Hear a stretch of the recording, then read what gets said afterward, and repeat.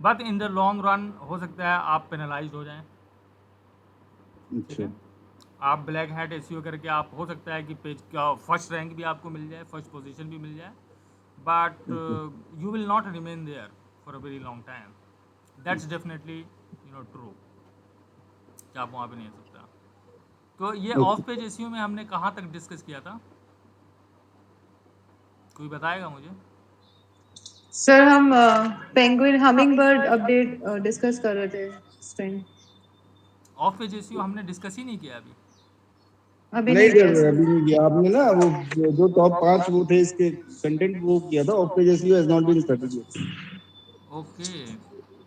Sir Panda हो गया, EMD हो गया, पेंगुइन अपडेट हो गया और अब हमिंग बर्ड अपडेट चल अच्छा, रहा है। सर ये ये इफ यू अग्री थोड़ा सा I won't take much of your time, ये पेंगुइन हमिंग बर्ड थोड़ा सा अगर बता सकते हो ओवरव्यू, ताकि थोड़ा सा आइडिया हो जाए क्या है।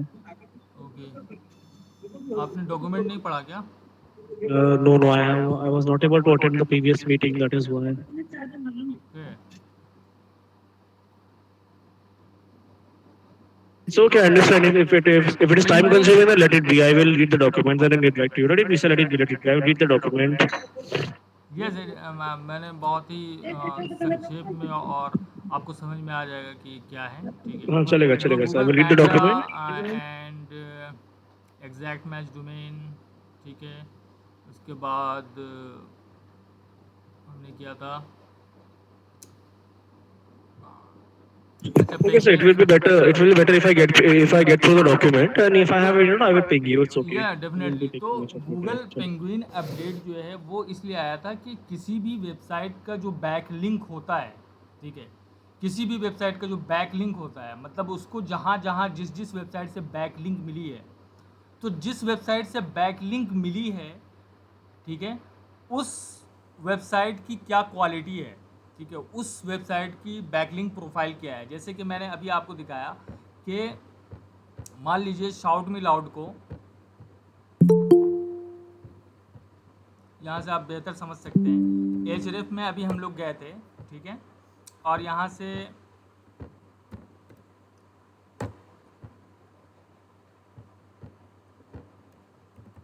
से हमने बैकलिंक प्रोफाइल चेक किया, किसका, शॉर्ट मिल आउट का, कि इसको कहाँ कहाँ से बैकलिंक मिला हुआ है। ठीक है, यहाँ तक बात समझ में आ रही है? लेकिन गूगल ये भी चेक करता है कि आपको जहाँ से भी बैकलिंक मिला है, मान लीजिए कि सोशल स्नैप से बैकलिंक मिला है, तो वो ये चेक करेगा कि सोशल स्नैप जिसने आपको बैकलिंक दिया है या जिसने आपको रेफ़र किया है, उसकी खुद की क्या अथॉरिटी है। ठीक है, अगर ये लोअर क्वालिटी वेबसाइट हुई,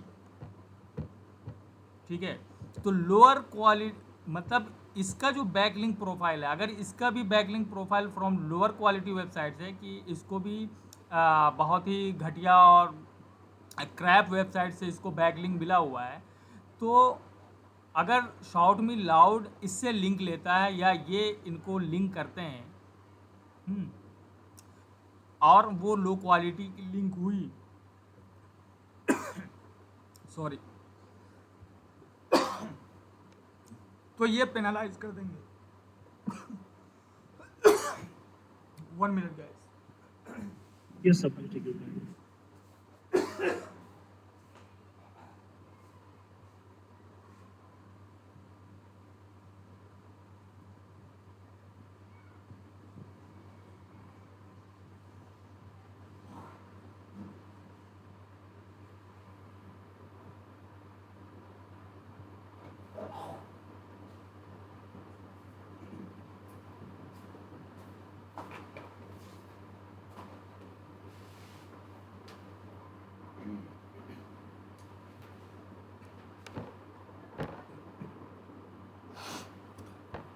यस, तो जो गूगल पेंगुइन पेनल्टी आई थी वो इसी वजह से आई थी कि क्या आप ऐसा तो नहीं कर रहे हैं कि आप अपनी वेबसाइट को ऐसी वेबसाइट से लिंक कर रहे हैं जो खुद लोअर क्वालिटी है और जिनके खुद के बैकलिंक जो हैं वो लोअर क्वालिटी वेबसाइट से मिली हुई हैं।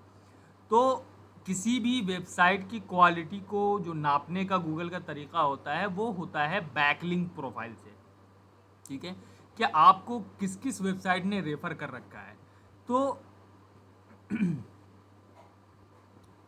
तो गूगल पेंजुइन पेनाल्टी इसीलिए आया था कि अब आपको ये पता चल गया कि गूगल रैंक किस लिए देता है। गूगल रैंक देता है कि आपको कितने लोगों ने बैकलिंक दिया हुआ है, ठीक है, आपकी वेबसाइट की कितनी बैकलिंक प्रोफाइल है ऑलरेडी मार्केट में, ठीक है, कितनी दूसरी वेबसाइट ने आपको लिंक कर रखा है।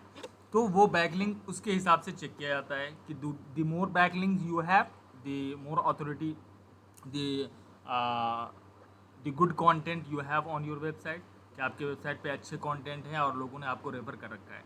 तो इस हिसाब से लोगों ने बैकलिंक को ऐसे शुरू कर दिया कि जितनी भी लोअर क्वालिटी वेबसाइट्स हैं वहाँ से बैकलिंक लेने लगे। तो गूगल के पास ये एक क्या कहते हैं, क्या कह सकते हैं उसको,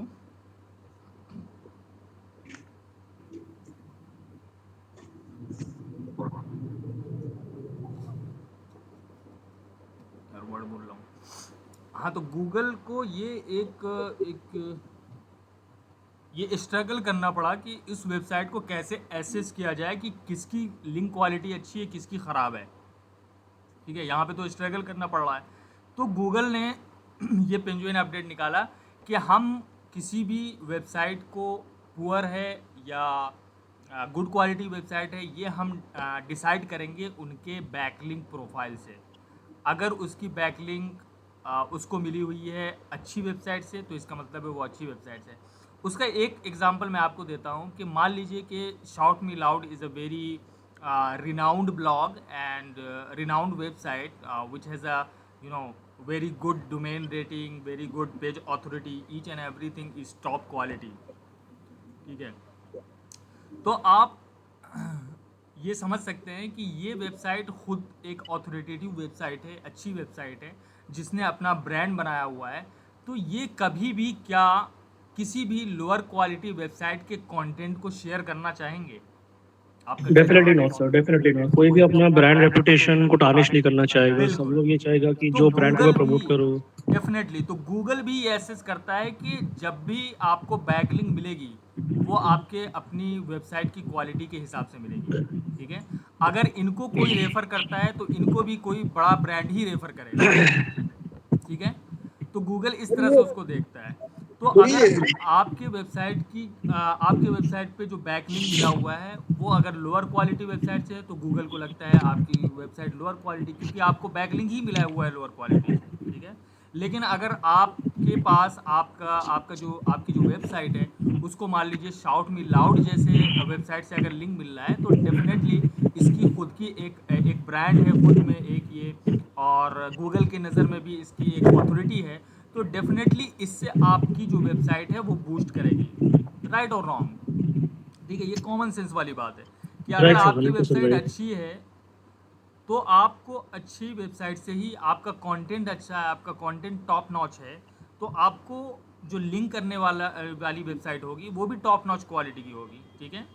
दे are not going to link to your lower quality content, ठीक है। तो इसी बेस पे ये पेंजुइन अपडेट निकला था कि अगर आप मतलब बहुत सारे लोग अननेचुरल लिंक बिल्डिंग करते थे, लोअर क्वालिटी वेबसाइट पे लिंक कर देते थे, तो उस हिसाब से गूगल को बहुत स्ट्रगल करना पड़ता था कि बैकलिंक, मैंने बता दिया है कि बैकलिंक गूगल पे रैंकिंग करने का एक तरीका है, बट उसको आप स्पैम करने लगे। तो उस स्पैमिंग से बचने के लिए गूगल ने ये पेंजुइन अपडेट निकाला था, ठीक है। वो आपकी जो भी बैकलिंक जहाँ से भी आ रही है वो उसकी खुद की क्या अथॉरिटी है, खुद का क्या एक ब्रांड है या नहीं है, इस पे एसेस करते हैं वो, और उस हिसाब से फिर ये पेनाल्टी लगती है। तो अगर आप लोअर क्वालिटी वेबसाइट से बैकलिंक लेते हैं तो ये पेंजुइन पेनाल्टी आपको पड़ सकती है, ठीक है। So Google's algorithm works on the assumption that quality sites link to other quality sites while poor site generally link to other poor. बस यही एक चीज़ है जो गूगल देखता है और इसी एजम्पशन पे ये काम करता है कि क्वालिटी वेबसाइट को रेफ़र करेगी और poor quality website poor quality को रेफ़र करेगी। इसलिए लिंक बिल्डिंग बनाने में या लिंक बिल्डिंग कोई भी कैंपेन शुरू करने में ये आपको ध्यान रखना होगा कि आपकी वेबसाइट को कोई ऐसी वेबसाइट तो लिंक नहीं कर रही है जो कि उसको हर्ट कर सकती है। इसीलिए मैंने आपको गूगल का डिसअबाउ टूल बताया था। बताया था या नहीं बताया था मैंने यहाँ पे? तो एक बार रिपीट कर देंगे तो अच्छा होगा सर प्लीज। ओके। तो गूगल के डिसअबाउ टूल में अगर आप जाएंगे, मान लीजिए ये मेरा बैकलिंक प्रोफाइल है और मैंने ये चेक किया और मुझे लगा कि ये वेबसाइट मुझे नहीं मिलनी चाहिए थी ये लिंक। तो मैं गूगल के डिसअबाउ टूल में जाऊंगा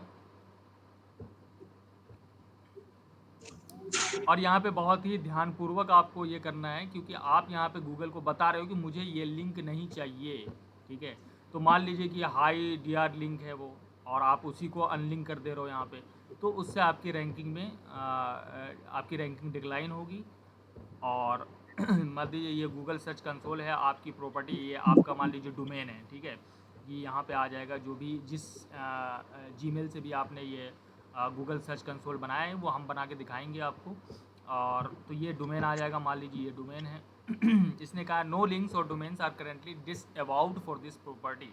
मतलब मैंने किसी भी डोमेन को यहाँ पे नहीं बताया कि उसको डिसअबाउ करने के लिए या उस लिंक को रिमूव करने के लिए। So you are actually going to upload the list that you want to unlink. तो यहाँ पे जो गूगल का जो ये जो .txt उसमें आप लिखेंगे txt फॉर्मेट में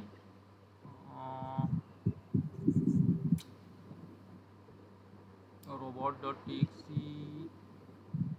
हाँ ये txt डॉक्यूमेंट है। यहाँ पे आप मान लीजिए डोमेन आपने लिखा और poor website 1.com, poor website 2.com, poor website 3.com। ठीक है, इस तरह से आपने वो लिस्ट सारी यहाँ पे लिख दी जहाँ जहाँ से आपको पुअर वेबसाइट से लिंक मिल रही थी और जिसको आप नहीं चाहते।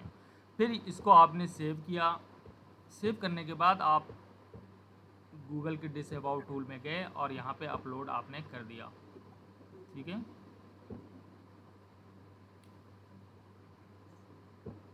उस txt को आप वहाँ पे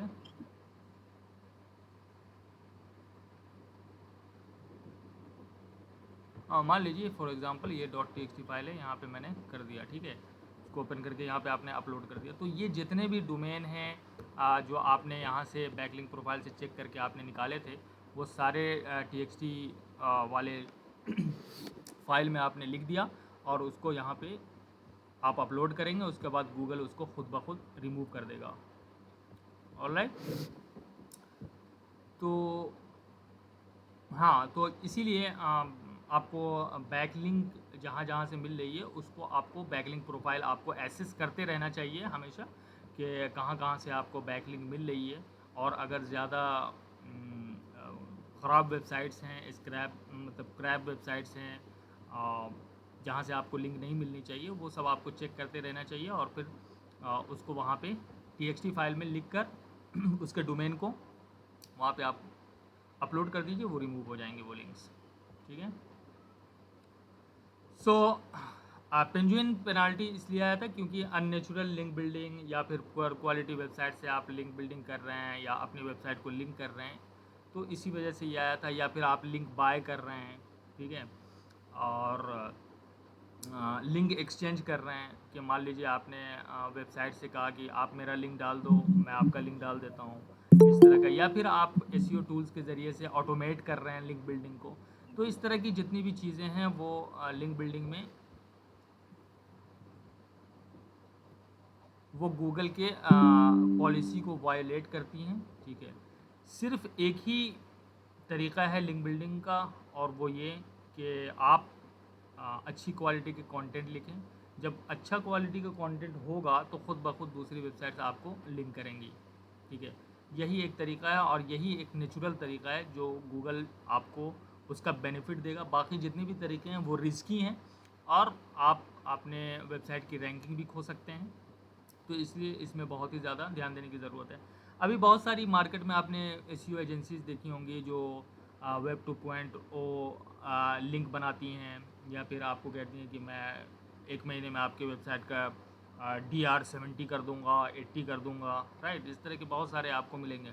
but you should be very cautious buying those services क्योंकि उससे जो है आपकी वेबसाइट हट कर सकती है, ठीक है, और गूगल की कोई सी भी पेनल्टी आपको लग सकती है. So, if you are penalized by Penguin, you will notice that a specific keyword or a group of keywords has suffered a sharp drop in rankings. ठीक है, मान लीजिए कि how to start a blog आपका एक keyword था जिसपे आप पोजीशन 2 आपकी थी उस पर, लेकिन गूगल ने फाइंड आउट किया कि आपका जो लिंक है, आपका जो बैक लिंक है उस आर्टिकल का, वो बहुत ज़्यादा अननेचुरल है. ठीक है, तो वो क्या कर देंगे, आपका दूसरा पोजीशन था वहाँ से आपको 364 पोजीशन, या इवन आपका जो वो कीवर्ड है, वो पेज है, वो आर्टिकल है, वो पोस्ट है, वो पूरा का पूरा डी इंडेक्स हो जाएगा. मीन्स आपको गूगल पे वो दिखेगा ही नहीं.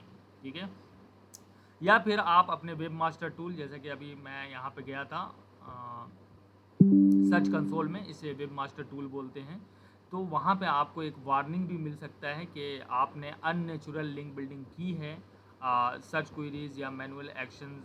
ठीक है, उसके अंडर में आप देख सकते हैं उसको. जब हम अकाउंट बनाएंगे तो वहाँ पे हम उसको डिस्कस करेंगे. तो आपके वेब मास्टर टूल में भी वो मैसेज आ सकता है कि आपने अननेचुरल लिंक बिल्डिंग की है.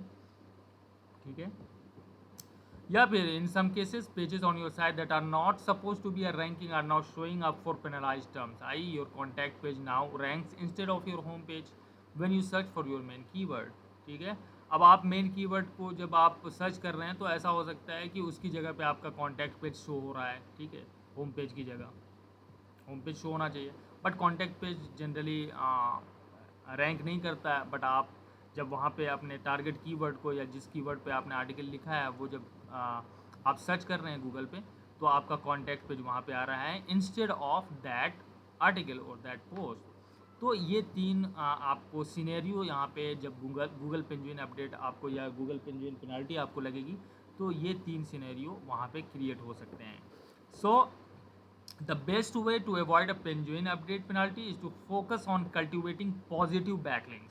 ठीक है, हमेशा पॉजिटिव बैकलिंक्स अगर आपके हैं और गूगल पेंगुइन पेनल्टी से आप बचना चाहते हैं, तो हमेशा आप बैकलिंक जब भी आप बनाएं या बैकलिंक कि किसी भी सर्विस को आप किसी भी एसईओ एजेंसी से लें या ख़ुद भी अगर बैकलिंक आप बना रहे हैं, तो ये हमेशा ध्यान में रखना चाहिए कि वो बैकलिंक पॉजिटिव बैकलिंक्स है. मींस के आपने उसे अर्न किया है, अपना कंटेंट आपने टॉप नॉच लिखा है जिसकी वजह से लोगों ने आपको रेफ़र किया है या बैकलिंक दिया है. ठीक है, या फिर ऐसा हो सकता है कि आपने गेस्ट पोस्टिंग की है. गेस्ट पोस्टिंग क्या होता है कि आपने मान लीजिए कि आप ब्लॉगिंग के ही दुनिया में हैं और ब्लॉगिंग के बारे में लोगों को बताते हैं. So Shout Me Loud will be a very good website to get backlink from, because they talk about blogging. ठीक है, ये सिर्फ ब्लॉगिंग के बारे में, ब्लॉगिंग से कैसे पैसे कमाए जाते हैं, ब्लॉगिंग क्या है, ब्लॉगिंग कैसे करना चाहिए, वर्डप्रेस क्या है, वर्डप्रेस पे ब्लॉगिंग कैसे करना चाहिए. ठीक है, तो इसी के बारे में बात करते हैं. तो अगर आपका भी सेम नीच है, सेम इंडस्ट्री में आप काम कर रहे हैं कि आप भी ब्लॉगिंग के बारे में सिखाते हैं, तो ये दोनों सिमिलर नीच हो गए, सिमिलर इंडस्ट्री हो गई. तो आप यहाँ से अगर बैकलिंक लेते हैं तो इनकी प्रोफाइल, इनका ब्रांड बना हुआ है अभी DR70 एबव है. तो जाहिर सी बात है अगर आप यहाँ से बैकलिंक लेते हैं तो आपकी जो अथॉरिटी है वो ऑटोमेटिकली बूस्ट होगी और अप होगी और आप गूगल पे अच्छे रैंक करोगे. ठीक है, सो यहाँ पे आप इनको आउटरीच कर सकते हो. आउटरीच का मतलब है कि आप इनको कांटेक्ट कीजिए इनके कॉन्टैक्ट अस पेज से. यहाँ पे कॉन्टैक्ट अस पेज होगा. ठीक है, इनको कांटेक्ट करें कि you have some good article and good topic. यहाँ पे देखिए इन्होंने आपका ईमेल एड्रेस मांगा है, नाम मांगा है और वेबसाइट लिंक मांगा है. क्योंकि जब आप इनको अप्रोच करेंगे तो आपको ये समझना चाहिए कि ये हाई क्वालिटी वेबसाइट है और इस पर ऐसे ही मतलब रैंडमली आर्टिकल नहीं लिखे जाते, बहुत ही रिसर्च करके लिखे जाते हैं.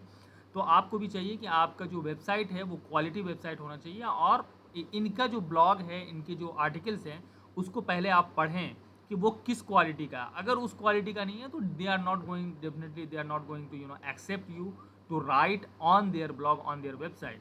ठीक है, तो गेस्ट पोस्टिंग ये होता है कि आप इनको रीच आउट करते हैं और यहाँ पे बोलते हैं कि मेरे पास बहुत अच्छे आइडियाज़ हैं कंटेंट के और मैंने आपकी वेबसाइट चेक की है और उस वेबसाइट पर ये टॉपिक मुझे नज़र नहीं आ रहे हैं, but I can write on that topic. Okay, so if you are a good fit then definitely they will reply you back. और अगर आपको रिप्लाई आता है और आपको कंटेंट लिखने का मौका आता है इनकी वेबसाइट पर, तो वहाँ से जो बैकलिंक मिलेगा आपको वो बहुत ही हाई क्वालिटी बैकलिंक हो। तो यही दो तरीके हैं, या तो ये खुद से शॉर्ट मिल आउट आपको लिंक करेगा अगर इसने आपको फाइंड आउट कर लिया है, ठीक है, आपके कंटेंट की वजह से, या फिर आप इनको खुद से कांटेक्ट करें और बताएं कि मेरी ये वेबसाइट है और मैं इस नीच में काम करता हूँ और मैं ने ये टॉपिक बताया, are you no ready to discuss about it. So if they या फिर आप इनको इंस्टाग्राम पे डीएम भी कर सकते हैं, इनसे बात कर सकते हैं। तो इस तरह से आपको आउटरीच करना होगा, ठीक है। मैं एक टेम्पलेट भी दूंगा जो कि आप डायरेक्टली वेबसाइट ओनर्स हैं जहाँ जहाँ से आपको बैकलिंक चाहिए वहाँ पे आप उनको कांटेक्ट कर सकते हैं ताकि आपको वहाँ लिखने का मौका मिले, और जब लिखने का मौका मिलेगा तो जाहिर सी बात है आपको वहाँ से बैकलिंक मिलेगा, ठीक है। तो यही दो तरीके हैं बैकलिंक लेने के। बाकी सारे तरीके आज की इस डेट में मुझे लगता है सारे वेस्ट बिल्कुल हैं और उससे कोई फ़ायदा नहीं मिलेगा आपको। आपका वक्त तो जाएगा ही जाएगा, बाकी आपके पैसे भी जाएंगे, सारी चीज़ें जाएंगी, और उस मेहनत का जो मुआवजा मिलना चाहिए, जो उसका रिटर्न मिलना चाहिए, ROI मिलना चाहिए, वो आपको नहीं मिल सकेगा। So definitely you should try to get positive backlinks. Okay guys, उसके बाद बात आती है हमिंग बर्ड अपडेट। तो हमिंग बर्ड अपडेट ये इसलिए आया था कि गूगल को जो गूगल पे जो आप सर्च क्वेरी करते हैं, ठीक है, उसको और भी बेहतर बनाने के लिए, मतलब गूगल आपकी सर्च क्वेरी को और बेहतर समझ सके और फिर उसके बाद रिजल्ट दिखाए, इसीलिए हमिंग बर्ड आया था। तो आपको भी उसी हिसाब से कंटेंट भी हमिंग बर्ड के हिसाब से कंटेंट लिखना चाहिए। मतलब कि बाज़ दफ़ा लोग गूगल पे जाते हैं और वहाँ पे नेचुरल लैंग्वेज डालते हैं, जैसे कि किसी ने कह दिया कि what's the capital of Texas my dear, ठीक है। अब माय डियर मुझे नहीं लगता है कि ये डालने की वहाँ पे ज़रूरत थी। अगर माय डियर आपको लगता है कि वहाँ पे डालना चाहिए, ठीक है।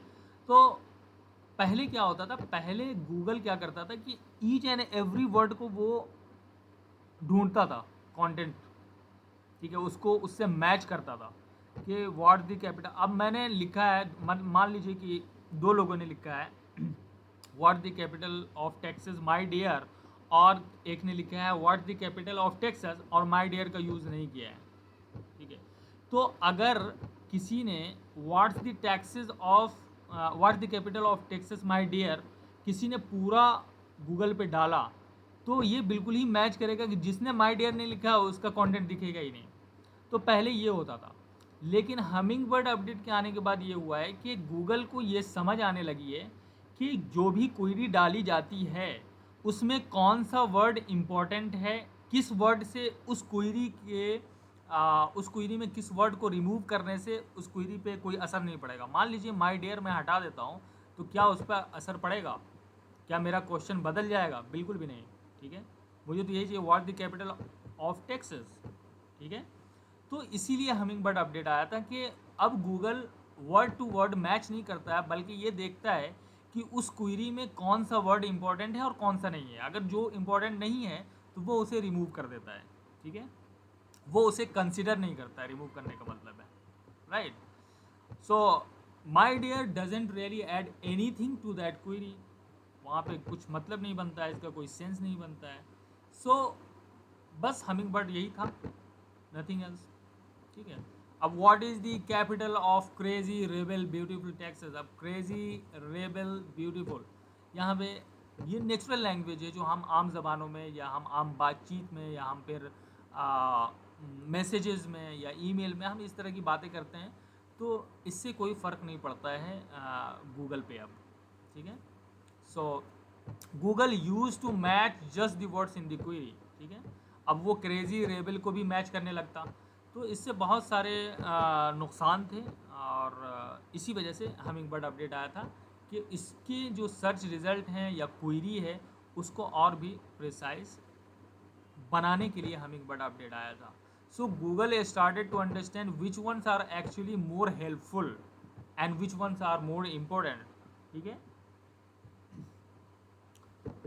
So there are 3 takeaways from Hummingbird update. Google no longer relies on just matching the keywords in the search query. जैसे कि मैंने आपको बताया what is the capital of Texas my dear, ठीक है, my dear को अब वो मैच नहीं करेगा क्योंकि उसको समझ में आया कि मुझे टेक्सास का कैपिटल बताना है, my dear से कोई मतलब नहीं है उसको, राइट. सो गूगल नाउ अंडरस्टैंड्स कि क्या मुझे करना है और क्या मुझे रिजल्ट देना है. Google identifies which words in a query are important and which are not. My dear is not important, so it will not consider it. Whether you write it in the content or not, it doesn't matter for Google. So Hummingbird is a step in the direction of understanding queries more precisely. ठीक है, queries को और बेहतर समझने के लिए कि आपका मतलब क्या है और बेहतर रिजल्ट दिखाने के लिए, इसीलिए हमिंगबर्ड अपडेट आया था.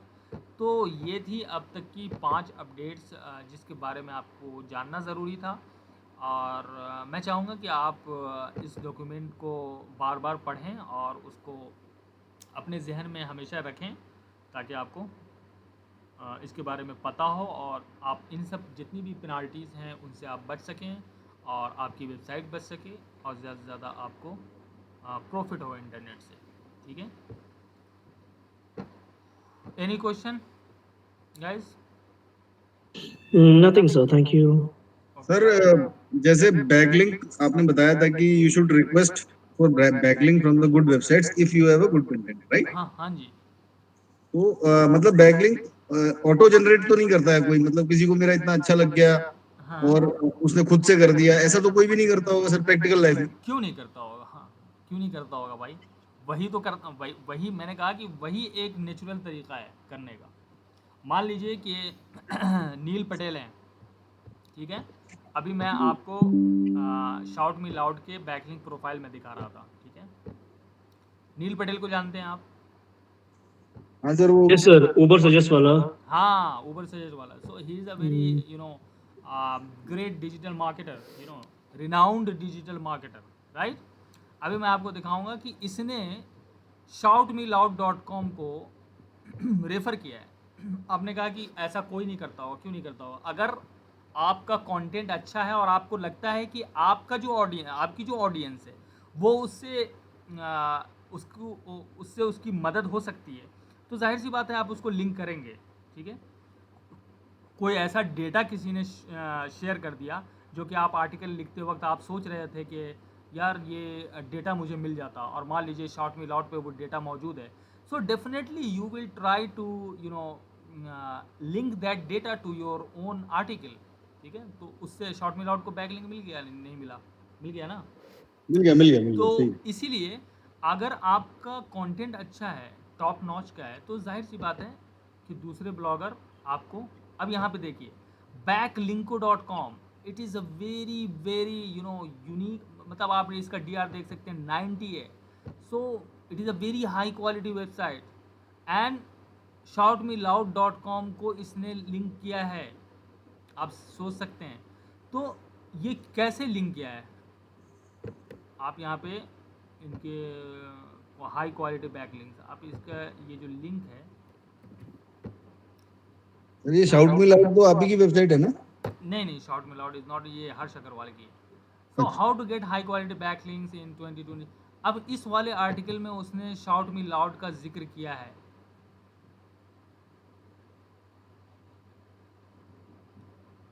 बिकम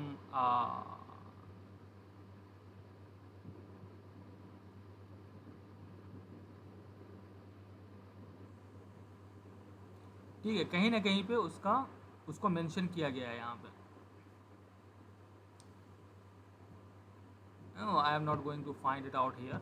ठीक है, तो यहाँ से आप देख सकते हैं कि बैक लिंकों ने शेयर किया. उसके बाद आप neelpatel.com, यहाँ पे आप देख सकते हैं neelpatel.com ने इसको लिंक किया है. तो क्यों लिंक किया है इसकी एक और उसकी वजह से आप यहाँ पे आप देख सकते हैं कि नील पटेल के इस वाले आर्टिकल पे कितनी ट्रैफिक आ रही है, 3824. तो नील पटेल ने जब इनको लिंक किया है तो जाहिर सी बात है इवन 1000 अगर ट्रैफिक यहाँ से उठ के यहाँ पे इनकी चली आती है तो बहुत बड़ी बात है ये. ठीक है, इनके लिए.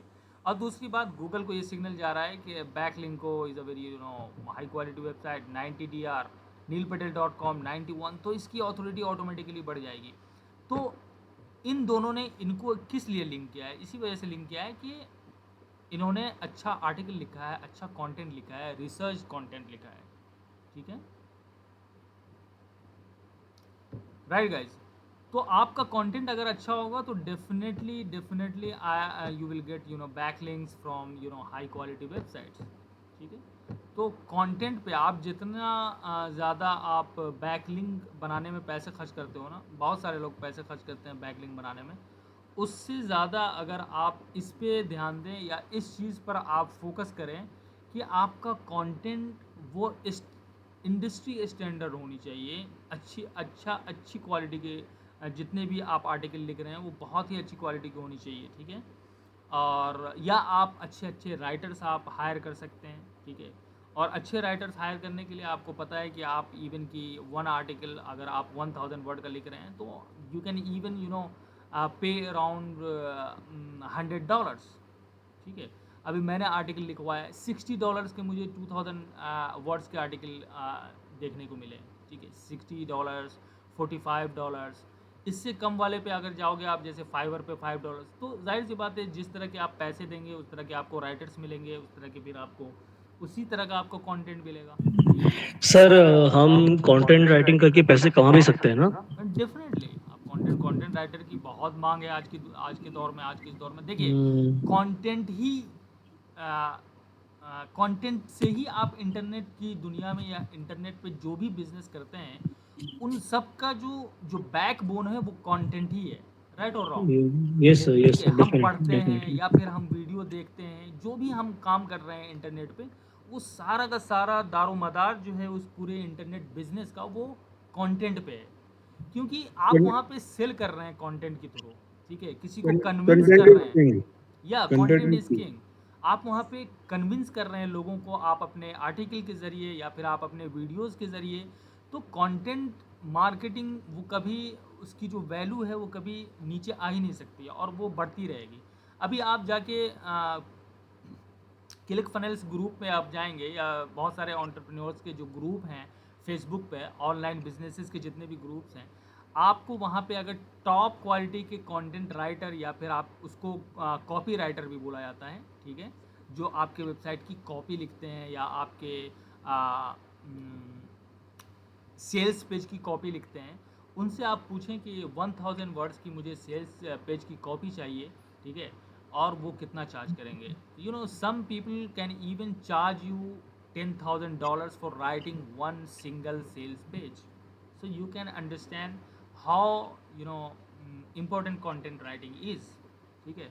तो अगर कंटेंट राइटिंग में आप जाना चाहते हैं तो यू शुड प्रैक्टिस, बिना प्रैक्टिस के आप अच्छा कंटेंट नहीं लिख सकते हैं, चाहे आप अच्छे राइटर्स हों, आपकी इंग्लिश भी अच्छी हो सकती है, ये सारी चीज़ें हो सकती हैं, लेकिन मान लीजिए कि आप एसईओ पे सिर्फ लिखना चाहते हैं तो you have to practice about it कि एसईओ के जितने भी टॉपिक्स हैं उसको किस तरह से लिखा जाता है, किस तरह से अप्रोच किया जाता है, ठीक है। वो सारी चीज़ें आपको लिखते लिखते ही आएगी, ठीक है। इवन कि आप अच्छे राइटर हैं, हो सकता है आप फिक्शन राइटर हो, तो फिक्शन राइटर हैं तो ऐसा नहीं है कि आप फिर डिजिटल मार्केटिंग पे आप अच्छा लिख लोगे, राइट।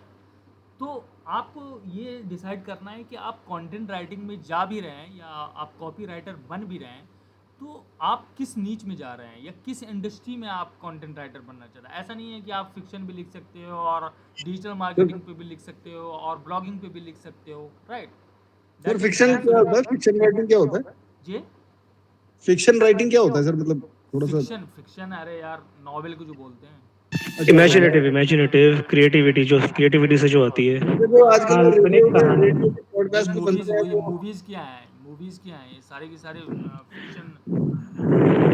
टू स्टेट्स देखा है, टू स्टेट्स, हाँ चेतन भगत देखिए की देखिए। नॉवेल। देखा है सर, देखा हाँ, है। तो उनसे ये सारी चीज़ें इनको फिक्शन बोला जाता है, जो आप फिक्शियस चीज़ें होती हैं, मतलब कहानी जो गढ़ के लिखी जाती है जिसमें वास्तविकता से कोई लेना नहीं होता है, ठीक है, उसको बोला जाता है फिक्शन, ठीक है।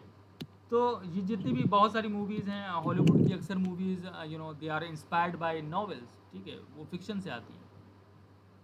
तो मैं ये कह रहा था कि आपको अगर कंटेंट राइटिंग में जाना है तो आपको ये डिसाइड करना पड़ेगा कि आप कंटेंट राइटिंग की किस इंडस्ट्री में आप कंटेंट राइटिंग करना चाहते हैं, ठीक है? सर अगर उस स्पेसिफिकली हिसाब से हम सिर्फ एक ही इंडस्ट्री में कर सकते हैं कि मल्टीपल इंडस्ट्रीज में हम कर सकते हैं अपना टैलेंट, बिकॉज आई थिंक ये मल्टी टैलेंटेड स्किल है, तो हम मल्टी कर सकते टैलेंटेड स्किल है, बट यहाँ पे डिस्ट्रैक्शन ज़्यादा है। मतलब अगर आप एक किसी चीज़ में जाते हैं ना, तो वहाँ पे सक्सेस मिलने के ज़्यादा चांसेस हैं, बनिस्बत ये कि आप ये चाहें कि मैं हर चीज़ लिख लूँ या हर इंडस्ट्री को सर्व करूँ। That is quite not possible for you to, ठीक है? आपके लिए भी वो पॉसिबल नहीं है। और अगर आप कंटेंट राइटर हैं तो बहुत सारी एजेंसीज़ हैं, या हैं। जो भी आपको जो भी क्लाइंट मिलेगा वो आपसे पूछेगा कि आप कंटेंट राइटिंग के किस उसमें हो, ठीक है? ओके। मतलब किस इंडस्ट्री में किस नीच में आप काम करते हैं, ठीक है? और मान लीजिए आपने कहा कि मैं ये भी करता हूँ, वो भी करता हूँ, वो भी करता हूँ, बस उसको तो वो नहीं चाहिए ना। उसको वही चाहिए कि मुझे बंदा जो चाहिए वो परफेक्ट होना चाहिए अपने क्राफ्ट में, ठीक है? अगर मुझे ब्यूटी में कंटेंट चाहिए तो आप ब्यूटी के बारे में ही लिखते रहा करो। आई मीन कि आपका जो पोर्टफोलियो होना चाहिए वो ब्यूटी से रिलेटेड ही होना चाहिए, वो आपका पोर्टफोलियो मांगेगा, ठीक है? या फिर आप डिजिटल मार्केटिंग हैं, डिजिटल मार्केटर हैं, ठीक है? तो आपका जो कंटेंट होना चाहिए, जो पोर्टफोलियो होना चाहिए, वो डिजिटल मार्केटिंग से होना चाहिए, ठीक है? तभी गॉट कोई इट सर। आपको वो वाली जॉब देगा या वो वाला प्रोजेक्ट देगा, ठीक है? पर वो कहावत है ना, jack of all trades master of none. Master of none, yes. तो ये बिल्कुल डिजिटल मार्केटिंग की दुनिया में मैं आपको बता रहा हूँ कि डिजिटल मार्केटिंग की दुनिया में 90% लोग फेल किस लिए होते हैं? उनके वही है पीछे, सर, वो जैक ऑफ ऑल ट्रेड्स हैं and they yes, are master of none. जी जी। अब वो कहेंगे कि मैं एफिलिएट मार्केटिंग भी करूँगा, मैं ब्लॉगिंग भी करूँगा, मैं सेल्स पेज भी लिखूँगा, मैं अपना कोर्स भी बनाऊँगा, ठीक है? तो these are all the things that consume your time. आपका टाइम कंज्यूम तो कर लेता है, बट इन द एंड आपको जो रिजल्ट, वो कोई प्रोडक्टिव रिजल्ट नहीं मिल पाता है, ठीक है? अगर आप ब्लॉगिंग कर रहे हैं तो बी सीरियस, सर सीरियस ये आप थ्योरी ना सीरियस। लाइफ के हर हर ट्रेड में लागू होती है, जी नॉट जी, ओनली हर इन डिजिटल ट्रेड में डेफिनेटली। मार्केटिंग। नहीं, मैं डिजिटल मार्केटिंग का ये ट्रेंड बता रहा हूँ आपको कि डिजिटल मार्केटिंग में बहुत सारे लोग 5 साल में उसी में लगे रहते हैं, डिफरेंट डिफरेंट चीज़ें, जिसको शाइनी ऑब्जेक्ट सिंड्रोम कहा जाता है कि नए नए प्रोडक्ट्स आ रहे हैं। अब डिजिटल मार्केटिंग में बहुत सारी नई नई चीज़ें आती रहती हैं। अब मान लीजिए आपने अभी डिजिटल मार्केटिंग का ये कोर्स किया, आपको सामने दिखा गया, अच्छा ये भी कोर्स है, चलो ये भी कर लेता हूँ, वो भी कोर्स है, वो भी कर लेता हूँ। तो आप कोर्स करते जा रहे हो या फिर आप ऑनलाइन कोर्सेज बाय कर रहे हो, they are just sitting on your desktop and you are doing nothing with that course. So knowledge is not power, you know knowledge is absolutely not power. There are many people in the world who have great knowledge than you, but अगर आप execute नहीं कर रहे हो उस knowledge को, ठीक है? Implemented knowledge is power, right? अगर वो नॉलेज है आपके पास लेकिन उसका इम्प्लीमेंटेशन ज़ीरो है तो वो नॉलेज किसी काम की नहीं है। तो आप जो भी नॉलेज ले रहे हैं उसको एग्जीक्यूशन उसका कैसे करें, उसको एग्जीक्यूट कैसे करें, उसको इम्प्लीमेंट कैसे करें, ये आपको देखना है। तो इम्प्लीमेंटेशन के नाम पे बिल्कुल भी ज़ीरो होते हैं लोग, ठीक है? और नॉलेज के मामले में सबसे आगे कि भाई मुझे ये भी नॉलेज चाहिए, वो भी नॉलेज चाहिए, बट जब वहाँ पे इम्प्लीमेंटेशन की बात आती है तो बहुत सारे लोग पीछे हट जाते हैं, क्योंकि there are thousands and thousands of obstacles you will face when you tread a path, ठीक है? जब किसी जर्नी पे आप जाते हो, मान लीजिए डिजिटल मार्केटिंग की जर्नी पे आप जा रहे हैं, ठीक है? तो वहाँ पे इतने हर्डल्स आएंगे, क्लाइंट आपके फ़ोन नहीं उठाएंगे या क्लाइंट आपसे बात नहीं करना चाहेगा, आप रीच आउट कर रहे हो, वो आपको स्पैमर कह रहा है, स्कैमर कह रहा है, बहुत सारी चीज़ें। But still if you are treading that path, someday you will perfect that craft, right? तो आप डेफिनेटली सर। अपने मेरा अपने अपना जो गोल है आपका क्या है? आप डिजिटल मार्केटिंग कोर्स कर तो रहे हैं, लेकिन डिजिटल मार्केटिंग के किस वाले सेगमेंट में आप जाना चाहते हैं, ये आपको पहले से डिसाइड कर लेना चाहिए, ठीक है? अगर आप इंट्रोवर्ट हैं, मान लीजिए कि बहुत सारे लोग इंट्रोवर्ट होते हैं, I am an introvert, I can talk on video, ठीक है? मुझे वीडियो बनाने में बड़ी हैबत होती है, even though I can you know do a very good presentation, I know that, but still I am very camera shy.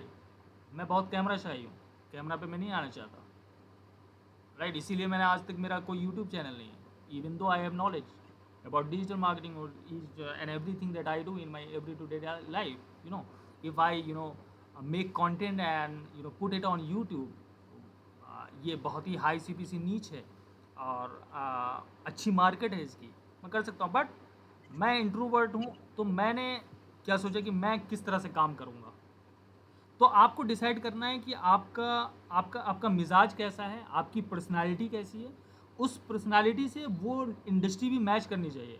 आप phone पे बात नहीं करना चाहते, तो आपको ऐसा कोई भी इंडस्ट्री में नहीं जाना चाहिए जहाँ पे कोल्ड कॉलिंग का मामला हो, ठीक है, कि आप फ़ोन पे नहीं बात कर सकते। या फिर आप ऐसा कह सकते हैं कि आप यूट्यूब पे वीडियो नहीं बनाना चाहते, तो आपको वीडियो ब्लॉगर नहीं बनना है।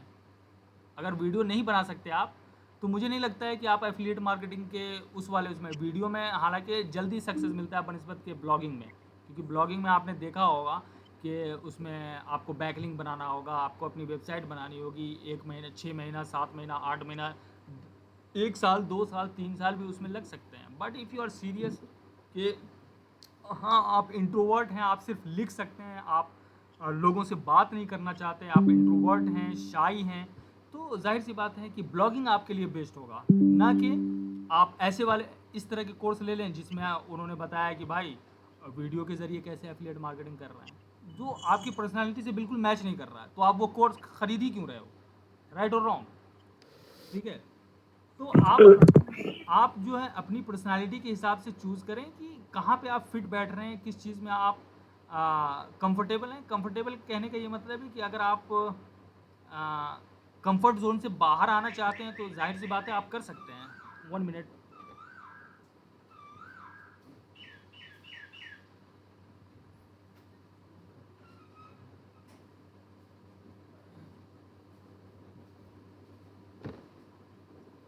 Right guys.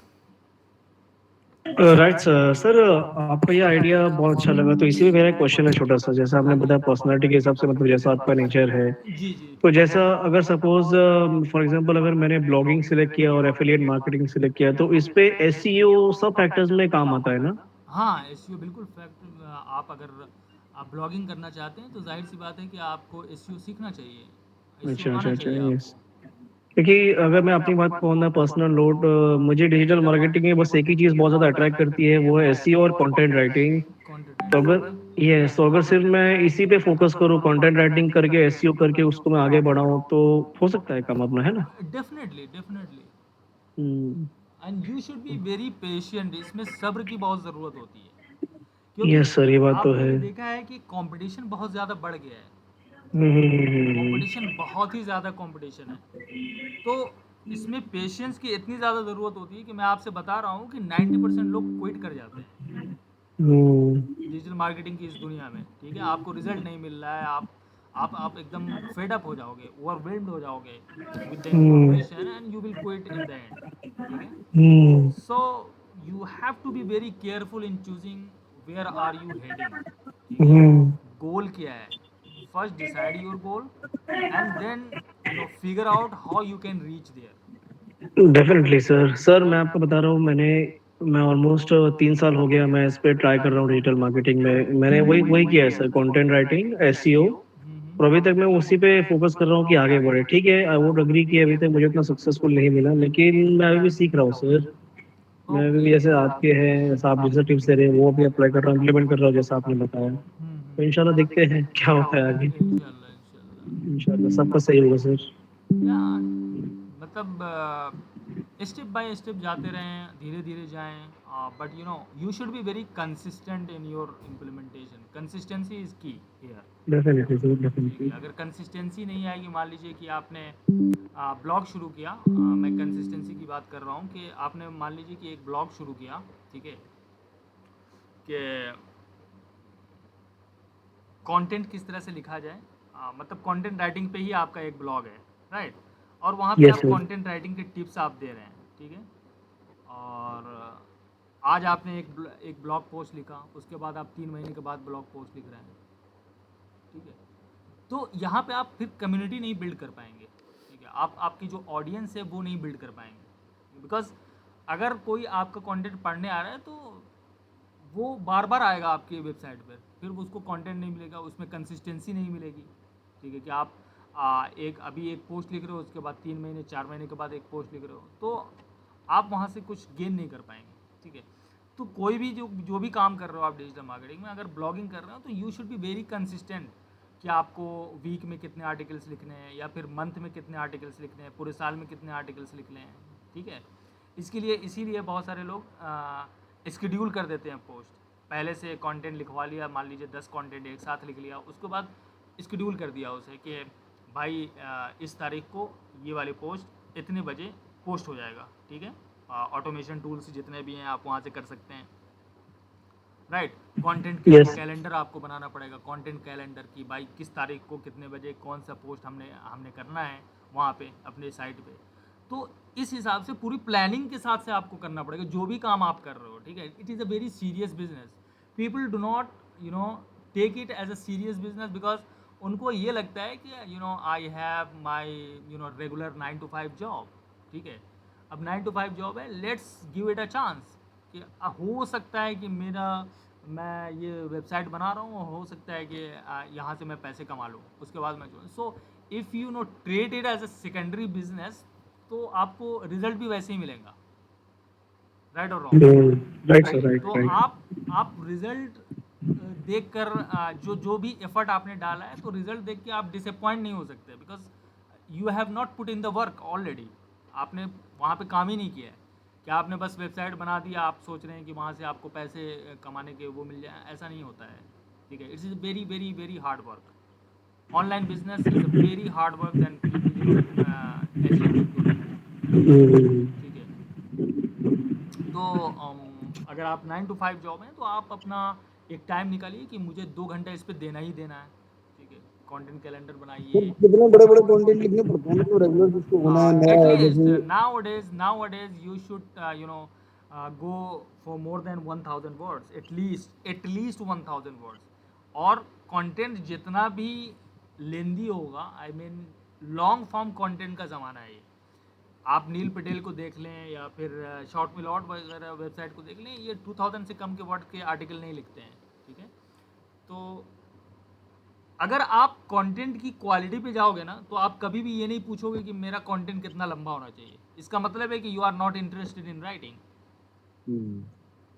सर अगर हमारे कंटेंट में क्वालिटी है लेकिन वो सिर्फ 1000 वर्ड से नीचे है, तो क्या वो एक्सेप्टेबल होगा मार्केट में? Well, it should not be less than 600 words, 700 less than words, 600, yeah, क्योंकि not मेरा less than। क्योंकि मेरा एक मैं अगर आपको एक प्लान में बताऊं, मेरा ऐसा है कि अगर मैं ब्लॉगिंग करना चाहता हूं तो मेरा कुछ ऐसा है कि शॉर्ट एंड स्मार्ट कंटेंट मेरा हो, ताकि लोगों को इजीली पढ़ के इजीली समझ में आ जाए, इजी सॉल्यूशन मैं लोगों को देना चाहता हूँ। तो अगर ऐसा मैं कुछ करना, ये मेरा इंटेंशन है, तो 600 to 700 नहीं, तो वर्ड्स काफी आपको होंगे ना उसके लिए? कॉम्पिटिटर एनालिसिस भी करना होगा। मान लीजिए कि आप कंटेंट ब्लॉग बनाना चाहते हैं कंटेंट राइटिंग के ऊपर, तो आपको कॉम्पिटिटर एनालिसिस भी करना होगा कि आपके जो कॉम्पिटिटर्स हैं वो कैसे कंटेंट लिख रहे हैं, ठीक है। वहाँ पे आपको लूप होल भी ढूंढना होगा कि क्या ओके। ऐसी चीज़ है जहाँ वहाँ पे कमी है जिसको मैं पूरा कर सकता हूँ, ठीक है। यस तो सर। वो that will be much helpful in writing short content. तो आपको अपने जो कॉम्पिटिटर है उनको एनालाइज करना पड़ेगा, यस सर। ठीक है। क्योंकि सर रैंक मैथ भी 600 से नीचे जो होता है कंटेंट होता है, उसकी रैंकिंग कम कर देता है। डेफिनेटली रैंक मैथ जैसे मेरा जो ब्लॉग था वो 600 वर्ड से कम था, तो वो बार बार वही एरर दिखा रहा था कि आपको 600 वर्ड्स से ज्यादा लिखो, तब उसकी जो स्कोर होगा आउट ऑफ 100 वो इम्प्रूव होगा। जी जी डेफिनेटली। तो आप तो 700, मतलब वही मैंने बताया कि 700 600 से कम तो होना ही नहीं चाहिए। पहले होता था कि 300 वर्ड के लोगों ने लिख दिया, उसी को कहा जाता है थिन कंटेंट, राइट। हमने गूगल पैंडा अपडेट आपको बताया था कि वेबसाइट पे जो आपका जी सर। क्वालिटी कंटेंट नहीं है, तो उसको भी कहा जाता है थिन कंटेंट, कि आपका जो है बिल्कुल ही for the sake of writing content आपने लिखा है, that's it, that is not a helpful content, ठीक है। फिर ये मंथली मान लीजिए 3 महीने आपने बोला कि 3 महीने में मत लिखो, थोड़ा जल्दी-जल्दी लिखो, हाँ और everybody is not a natural writer, let's say, हाँ हाँ। ठीक है। तो मान लीजिए उसकी फ्रीक्वेंसी कोई कहता है कि 15 दिन या 20 दिन, एक उसके हिसाब से उसके जो है लिखने का जी जी 1000 वर्ड, उसे 15 दिन 20 दिन में अपना रिसर्च करके निकालना है। हाँ ये जी। तो एक मॉडरेट पीरियड रहेगा ना सर, क्योंकि अगर आपको देखो प्रेजेंस ही, मतलब आप जो कह रहे हैं ना, प्रेजेंस ही सब कुछ है डिजिटल वर्ल्ड में। अब देखिए यहाँ पे मैं आपसे ये कहूँगा कि ये डिपेंड करता है कि आपको रिजल्ट कितना जल्दी चाहिए।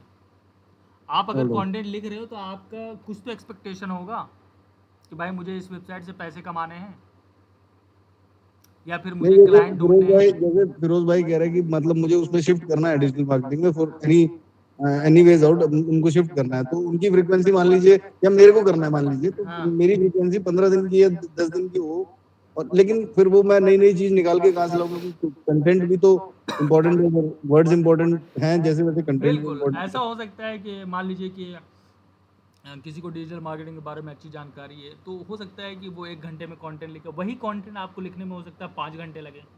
जी राइट, ऐसा हो सकता है। बट मैं ये कह रहा हूँ कि अगर आप 15 डेज पे लिखते हो एक कंटेंट तो आपको 15 डेज पे लिखना चाहिए। ऐसा नहीं है कि आप आज लिख दिया आपने, उसके बाद 3 महीने के बाद लिख रहे हो। मैं इनकंसिस्टेंसी की बात करूँ, कंसिस्टेंट होना चाहिए। कंसिस्टेंट का मतलब है कि अगर आप 15 डेज की पीरियड पे लिख रहे हो तो 15 डेज के पीरियड पर ही लिखते रहा करो। ठीक है, और मतलब कंटेंट अपना बना के रखें आप 1000 वर्ड का 15 दिन के अंदर पब्लिश करने के लिए उसको, बिल्कुल देन सर, ओनली, क्योंकि प्रेजेंस जरूरी है आपके, हाँ आपने जो कहा उस हिसाब से प्रेजेंस सबसे ज्यादा जरूरी है। बिल्कुल बिल्कुल। तभी तो आपकी एक कम्युनिटी बनेगी। मान जी लीजिए जी एक जी बंदा आया, आपके कंटेंट को पढ़ा, उसे अच्छा लगा, जी अगर वो दोबारा आ रहा है, देख रहा है कि भाई कोई कंटेंट ही अपडेट नहीं हुआ है, कुछ लिखा ही नहीं है, सो जी जी। Will he come back again? No, no no definitely no not. No he will try to get some better website. No.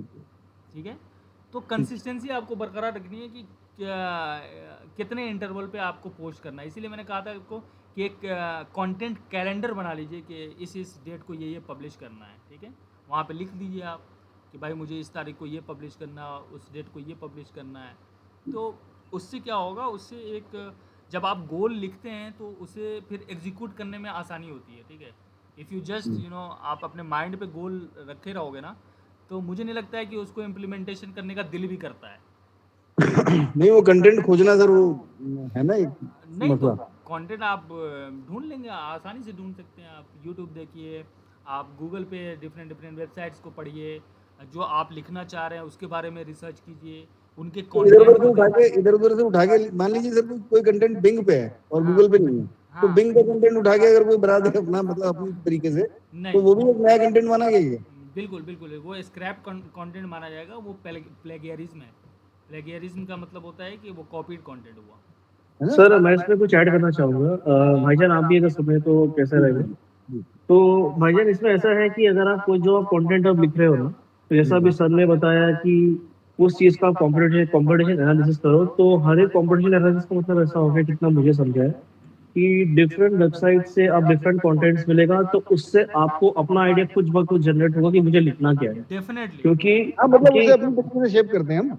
हाँ, यस यस यस बस बराबर। अभी उसको जैसा हमारे उससे सामने आपको आइडिया भी मिलेगा, दूसरा लूप होल भी मिलेगा। एग्जैक्टली एग्जैक्टली एग्जैक्टली ठीक है, कि एग्जैक्टली। कहाँ पे इसको मैं बेहतर कर सकता हूँ।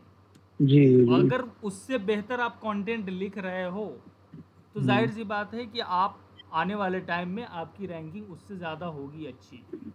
Definitely So you definitely. should always aim to write 10 times better content than your competitors, yes sir. right? अगर images नहीं है तो sir try to get some high quality images. अगर GIFs नहीं है try to get high quality GIFs. अगर infographics नहीं है try to get some high quality infographics and put it into your content. ठीक है, whatever. If there is no video on that content, create a video and put it into your content. ठीक है, तो इस तरह से आप better कर सकते हो किसी भी कंटेंट को। डेफिनेटली सर आई थिंक हमें उस चीज के बारे में लिखना चाहिए जिसके बारे में हम सबसे ज्यादा पढ़ते हैं इंटरनेट पे, जो हमारा इंटरेस्ट डेवलप होता है। क्योंकि जिस चीज में इंटरेस्ट होता है उसमें आइडियाज ऑटोमेटिकली आते रहते हैं, आते क्योंकि हम रहते लोग हैं, ऑलरेडी बिल्कुल। इतना सर्च करते हैं हाँ उस कंटेंट को कि हमें खुद पता होता है कि अब अगली बार हमें किस बारे में लिखना है। तो वो हाँ इंटरेस्ट पे डिपेंड करता है कि ब्लॉगिंग आपका क्या इंटरेस्ट किस चीज में है, जी, तो कीवर्ड वो कीवर्ड डेफिनेटली रिसर्च उसमें मैंने बताया कंटेंट है मिल क्या जाता इस है। क्लास में? कीवर्ड जी रिसर्च बताया सर। हाँ, तो आप कंटेंट कैसे लिखना है ये कीवर्ड रिसर्च से आपको पता चलेगा।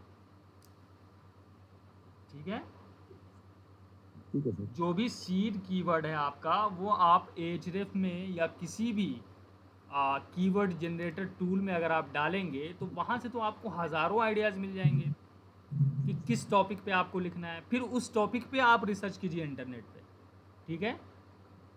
ठीक है सर। ये बात Yes, समझ sir. में आई। कीवर्ड रिसर्च टूल पे अगर आपको नहीं मिल रहा है कि भाई मैं किस टॉपिक पे नेक्स्ट कंटेंट लिखूंगा, अब मैं आपको मान लीजिए मिसाल के तौर पर ऊबर सजेस्ट पे हम जाते हैं, it is a keyword research tool, Neil Patel का ही है ये। तो मान लीजिए अभी फिरोज साहब ने कहा कि मुझे कंटेंट राइटिंग में लिखना है, ठीक है। अब कंटेंट राइटिंग, मैं बस ये सीड अपना जो जो मेरा वो है क्या नाम है, मेन टॉपिक है या फिर जो मेरा निच है या जो मेरी इंडस्ट्री है, मैं सीड कीवर्ड मैंने डाल दिया, मैंने कहा सर्च।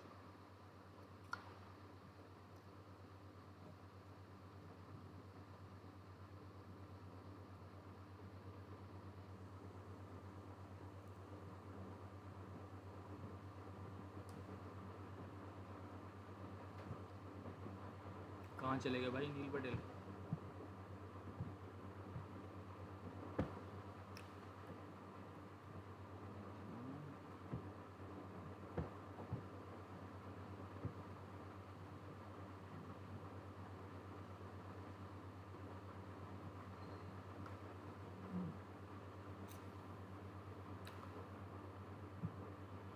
अब यहाँ पे आप देखिए सर्च वॉल्यूम कितना है, 5400, राइट, एवरेज है। एसईओ डिफ़िकल्टी कितना है, ये देखो 74 है। तो ये जितना ज़्यादा डिफ़िकल्ट होगा ना उतना ज़्यादा रैंकिंग में आपको डिफ़िकल्टी है। Estimated competition in organic search, the higher the number the more competitive. अब the more closer it is to 100, the more competitive it is to get in the on the first page of Google, right. तो अगर आप शुरुआती दौर में हैं तो कभी भी आप एसईओ डिफ़िकल्टी 74 पर ना जाए, क्योंकि आप कंटेंट लिख भी रहे होगे तो आप अगर पेशेंस नहीं है आपके अंदर, तो जाहिर सी बात है आप बैक ऑफ हो जाओगे, ठीक है। Paid difficulty 49, very high paid difficulty है, 15.38 पर क्लिक इसको चार्ज करता है गूगल ऐड का, आप देख सकते हो यहाँ पे। So it is a very very competitive नीच, ठीक है। अब यहाँ पे मतलब मैं आप ऐड भी नहीं दे सकते सर, इसका इतना महंगा है ये हाँ चीज, जी, मतलब कि आप मतलब 15 मतलब $16, ये तो एस्टिमेटेड बता रहे हैं, ये और भी ज़्यादा हो सकता है, ठीक है। जब हम गूगल एड्स वाले पे बात करेंगे तब हम वहाँ पे जी इन सब चीज़ों पे हम डिस्कस करेंगे। जी बट ओवरव्यू से पता चलता है कि जो कीवर्ड हम टारगेट करने जा रहे हैं उस कीवर्ड का ओवरव्यू आपको देखना है कि वॉल्यूम कितना है। तो एचरिफ जैसे टूल में आपको फ़िल्टर लगाने का आया था कि आपको चाहिए कि नहीं मुझे ना 100 सर्च वॉल्यूम चाहिए, दैट्स इट, 100 वॉल्यूम। अब बेसिकली बड़ी बड़ी जो वेबसाइट्स होती हैं वो उस तरह के जो कीवर्ड होते हैं उनको नेगलेक्ट करती हैं, उस पर नहीं लिखती हैं कि उस पर सर्च वॉल्यूम नहीं है, ठीक है। But if you are writing for the first time और आपकी वेबसाइट इनिशियल स्टेज पे है, तो मैं ये आपको रिकमेंड करूँगा कि आप ऐसे कीवर्ड को टारगेट करें जिसका सर्च वॉल्यूम 100 to 200 हो, एसईओ डिफ़िकल्टी 5 to 10 हो या 5 हो या 0 to 5 हो, दैट्स इट। उसके बाद वहाँ से आप शुरुआत करो ताकि आपको लोग खुद ब खुद आपको मिलें और ग्रेजुअली आप जो है अपना एक ब्रांड बनाएं, ग्रेजुअली आप अपनी एक ऑडियंस बनाएं, ठीक है। और वो उसी से, अब मान लीजिए एसईओ डिफ़िकल्टी आपने मान लीजिए 74 है और कंटेंट राइटिंग इतना, मतलब इस वाले वर्ड को आपने रैंक कराने की कोशिश की, कभी ज़िंदगी में आप रैंक नहीं करा सकते। अगर मैं रैंक नहीं करा सकता तो मैं इस पर लिखूंगा ही क्यों, ठीक है। अब मैं यहाँ पे कंटेंट राइटिंग है, अब ये वाला कीवर्ड है, अब मान लीजिए मैं इस पर लिख रहा हूँ कि मैंने ये टॉपिक चुना 10 बेस्ट कंटेंट राइटिंग टिप्स, ठीक है। अब ये देखिए मैंने इस वाले कीवर्ड को अपने इस वाले टाइटल में लगा दिया, कंटेंट राइटिंग टिप्स। अब आपको क्या लगता है कि मैं इस वाले कीवर्ड पे मैं रैंक कर पाऊँगा? अगर एसईओ डिफ़िकल्टी इतनी है और मेरी वेबसाइट इनिशियल स्टेज पे, कभी नहीं कर पाऊँगा मैं। तो मैं इस वाले टॉपिक पे लिखूँगा ही क्यों, मेरा ये कहने का मतलब है, ठीक है। तो Yes, अगर sir. आप इनिशियल स्टेज पे हैं वेबसाइट पे तो हमेशा कोशिश कीजिए कि आपका सर्च वॉल्यूम 100 to 200 हो और एसईओ डिफ़िकल्टी 5 हो बस, ठीक है, 0 to 5 या 5 to 10, दैट्स इट, उससे ज़्यादा नहीं, ठीक है। अब देखिए आप ये नीचे ये भी बता रहे हैं कि the average web page that ranks in the top 10 में जो रैंक करता है has 657 backlinks and a domain authority of 75। आप देख सकते हैं कि यहाँ पे ये बताया भी जा रहा है आपको कि टॉप 10 रिजल्ट में आने के लिए जो एवरेज जो वेब पेज रैंक है वो कम से कम एक वेबसाइट की कितनी है, सर 657 डोमेन बैकलिंक्स। अथॉरिटी क्या होता है? Sorry, sir domain authority. हाँ मैंने डिस्कस नहीं किया था ये। डोमेन अथॉरिटी होती है डोमेन की अथॉरिटी, आई मीन डोमेन की क्या रेटिंग है, जो रेटिंग मैं बता रहा था आपसे वही है कि डोमेन में उस डोमेन पे ओके उस वेबसाइट पे कितना बैकलिंक है, ठीक है, उसकी ओके अथॉरिटी गूगल की ओके नज़र में क्या है, वो है डोमेन अथॉरिटी, ठीक है। तो यहाँ पे आप देख सकते हैं कि टॉप 10 में आने के लिए आपके पास 657 बैकलिंक से ऊपर होना चाहिए और डोमेन अथॉरिटी ऑफ 75। मान लीजिए कि आपकी डोमेन अथॉरिटी अभी 0 है क्योंकि आपकी नई वेबसाइट है, ठीक है, बैकलिंक 0 है, तो क्या आप उससे कॉम्पीट कर सकते हो? बिल्कुल भी नहीं कर सकते, क्योंकि उससे कॉम्पीट करने के लिए आपको कम से कम 700-800 बैकलिंक होने चाहिए, क्योंकि वहाँ पे रैंक करने वाली जितनी भी वेबसाइट हैं उसकी एटलीस्ट 657 बैकलिंक्स हैं और डोमेन अथॉरिटी उसकी 75 है, ठीक है। तो हमेशा ये कोशिश कीजिए कि जो भी कीवर्ड आप टारगेट कर रहे हो, जिस चीज़ पे भी आप कंटेंट लिख रहे हो या जिस चीज़ पे भी आप अपना आर्टिकल लिख रहे हो, पोस्ट लिख रहे हो, उसका जो सर्च वॉल्यूम हो वो 100 to 200 हो, एसईओ डिफिकल्टी 0 to 5 और 5 to 10, दैट्स इट।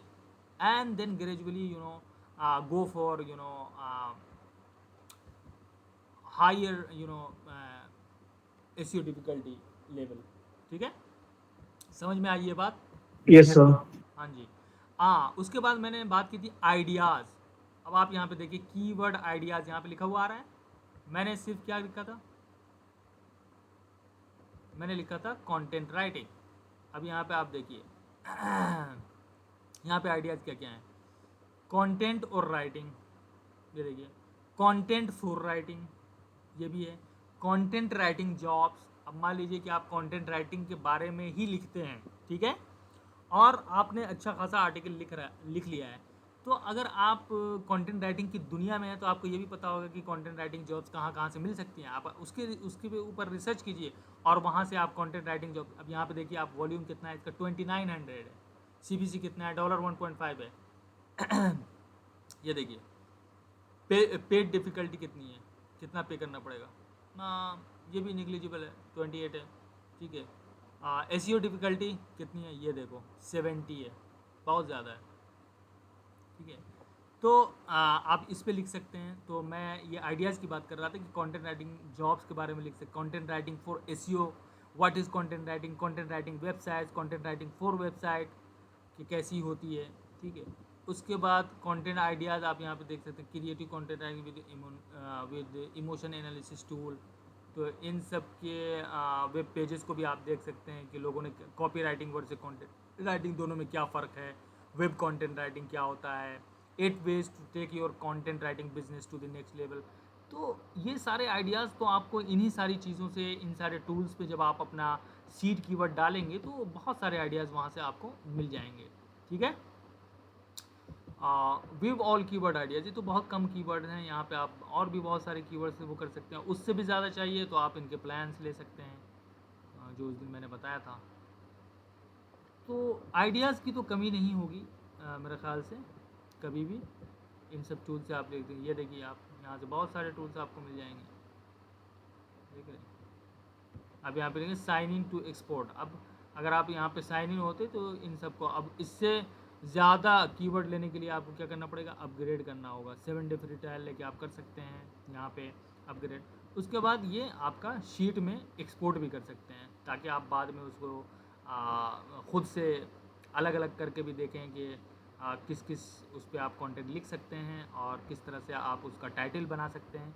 तो ये it is very good to export it on the sheet and then analyze the keywords and then write on it, ठीक है। समझ में आई बात?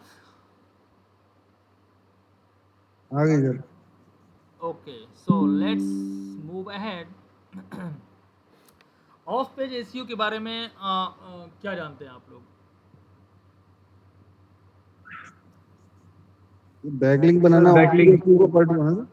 बैकलिंक जनरेट करना थ्रू अदर वेबसाइट्स। हमारा जो वेबसाइट जो हमने पब्लिश कर दिया, जो कंटेंट हमने बना के एसईओ करके जो हमने पब्लिश कर दिया, अब उसी पे ट्रैफिक जनरेट करने के लिए हम अपनी लिंक्स को किसी और वेबसाइट में पब्लिश करेंगे ताकि वहां से हमें क्लिक्स मिले, वहां से हमें ट्रैफिक जनरेट हो। तो अभी तक आप ये जानते हैं कि ऑफ पेज एसईओ में लिंक बनाया जाता है, दैट्स इट।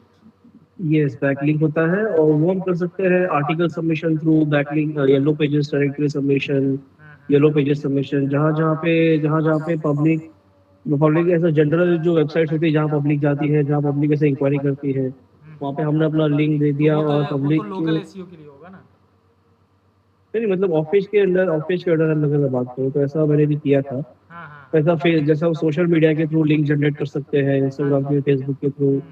तो ये हो गया मतलब basically generating links through secondary मतलब मीडिया। ये each and everything that you do outside your website, या एग्जैक्टली है एग्जैक्टली ना। एग्जैक्टली तो जो भी काम आप outside the outside your own site, मतलब ऑन पेज एसईओ में हमने क्या किया था कि मैंने लॉगिन किया और उसके बाद फिर उसमें कंटेंट लिखा, उसके टाइटल को दुरुस्त किया, उसके मेटा डिस्क्रिप्शन को ठीक किया, उसके यूआरएल को चेक किया, ठीक है। ये सारी चीज़ें जो हैं वो सब आती हैं ऑन पेज एसईओ में। ऑन पेज से मतलब क्या है कि आपके अपने वेबसाइट के अंदर जो भी काम करते हैं वो ऑन पेज एसईओ है, ठीक है। Yes sir. और आपकी जो वेबसाइट है उसकी ऑथोरिटी को बढ़ाने के लिए या उसके उसके उसके उसके एक्सपोजर के लिए जो भी काम आप आउटसाइड योर एसईओ करते हैं, आउटसाइड योर वेबसाइट करते हैं, वो ऑफ पेज एसईओ कहलाती है, ठीक है। Yes sir. Yes sir. हाँ, और ऑफ पेज एसईओ 50% कंट्रीब्यूट करता है आपकी वेबसाइट को रैंक कराने में। सिर्फ ऑन पेज से काम नहीं चलेगा। Yes sir.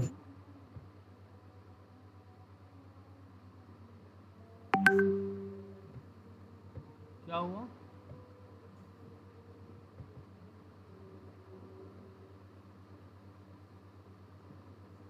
अरे, can we find backlink Moz link explorer, what are the count in spam?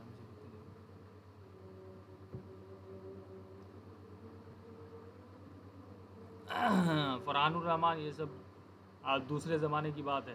Blog commenting and social bookmarking, ठीक है, that is not credible now. तो हम ऑफ पेज एसईओ में जो जो क्या नाम है, जो सही माने में जो हमें काम करना चाहिए, ठीक है, उस पर हम बात करेंगे। बहुत सारे अभी जैसे कि फरहानुर रहमान यहाँ पे लिख रहे हैं कि ब्लॉग कमेंटिंग करनी चाहिए, social book marking, article submission, ये सब जो है ना 1980 की बात है दोस्त, ठीक है। अब इस ज़माने में ये सारी चीज़ें कोई भी माने नहीं रखती हैं, बल्कि ये आपकी वेबसाइट को पेनलाइज तो कर सकती हैं लेकिन किसी भी तरीके से आपकी वेबसाइट को हेल्प नहीं कर सकती हैं, ठीक है। तो हम इन सब से हट कर बात करेंगे। हम बात करेंगे कि किस तरह से हम अप्रोच हमारा क्या होना चाहिए कि हम एज अ ब्रांड उभर कर आएँ सामने, ठीक है, लॉन्ग टर्म के लिए हम बिजनेस कर पाएँ और उससे प्रॉफिटेबल हो पाएँ, ठीक है। बनस्पत ये कि शॉर्ट टर्म में पैसे कमाए और निकल गए, ठीक है, बाद में फिर मुझे वो पेनल्टी मिल गई, वेबसाइट ख़त्म, मेरा बिज़नेस ख़त्म। तो ऐसा बिज़नेस कौन करना चाहेगा कि मैं अपना टाइम भी दे रहा हूँ, पैसे भी लगा रहा हूँ, उसके बाद कुछ साल के बाद मेरा बिज़नेस ख़त्म हो जाए। Would you like to do that? Would anybody want to do that? Never. Absolutely not. So we will talk about how you can create a brand, how you should approach that you are, considered an authority into your niche, ठीक है। तो Google of page SEO में सिर्फ एक ही चीज़ देखता है कि आपका बैकलिंक किस तरह की वेबसाइट से आया है, आपको बैकलिंक कितनी ऑथोरिटी थी उस वेबसाइट की जिस वेबसाइट से आया है, ठीक है। दूसरा देखता है कि आपके ब्रांड सर्चेज हैं या नहीं है, आपके वेबसाइट के बारे में लोग सर्च कर रहे हैं गूगल पे या नहीं कर रहे हैं, ठीक है, आपके वेबसाइट का नाम लिखकर सर्च कर रहे हैं या नहीं कर रहे हैं, ठीक है। तो इन सब से क्या सिग्नल जाता है गूगल को कि आप एक ट्रस्ट वर्दी वेबसाइट हैं, एक क्रेडिबल वेबसाइट हैं जिसके बारे में लोग सर्च करते हैं और जिन्होंने अच्छा ऑन पेज एसईओ कर रखा है, तो इन सब से गूगल को सिग्नल जाता है, तब जाके वो गूगल ये डिसाइड कर पाता है कि आपकी वेबसाइट को रैंक किया जाए या नहीं किया जाए। तो आइए बात करते हैं कि आप अपनी वेबसाइट के बाहर कौन से ऐसे ऐसे काम करें जिससे गूगल को ये सिग्नल जाए कि आपकी वेबसाइट ट्रस्टवर्दी है, क्रेडिबल है, ऑथोरिटेटिव है, और उससे आपका जो आपकी जो वेबसाइट है उसकी डोमेन अथॉरिटी उसकी बढ़े, ठीक है, और गूगल की नज़र में आप आएँ और क्रेडिबिलिटी आपकी गूगल की नज़र में बढ़े। और जब ये सब चीज़ बढ़ेगी तो ऑटोमेटिकली सर्च इंजन में आपकी रैंकिंग और पोजीशन अच्छी होगी, ठीक है। सो of page SEO refers to all SEO tactics that don't involve updating or publishing content to your website, ठीक है। आप ऑन पेज SEO में क्या कर देते हैं कि अपना कंटेंट लिखते थे, वहाँ पे वर्डप्रेस पे गए, टाइटल लिखा, मेटा डिस्क्रिप्शन लिखा, जो भी SEO टैक्टिक्स आप वहाँ पे करते थे वो ऑन पेज है। सो ऑफ पेज SEO में ऐसा कुछ नहीं है। ऑफ पेज SEO आपकी वेबसाइट के बाहर होगा, ठीक है। तो your website on page SEO, another site और प्लेटफॉर्म ऑफ पेज SEO, ठीक है। किसी दूसरे वेबसाइट पर या प्लेटफॉर्म पर आप अपने वेबसाइट का प्रमोशन कर रहे हैं, या आपके वेबसाइट को किसी ने रेफ़र किया है, या फिर दूसरे जगह पे आपने आर्टिकल लिखा है, तो जो भी काम आप कर रहे हैं to supplement your own main website, उसकी अथॉरिटी को बढ़ाने के लिए, so that will be under off page SEO।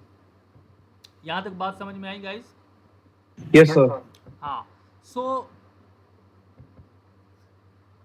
All SEO tactics can be categorize into 3 parts. हमने ऑन पेज SEO की बात की थी, ठीक है। SEO में SEO को भी 3 भागों में हम बांट देते हैं कि ऑन पेज SEO होता है, ऑफ पेज SEO होता है, और एक होता है टेक्निकल SEO।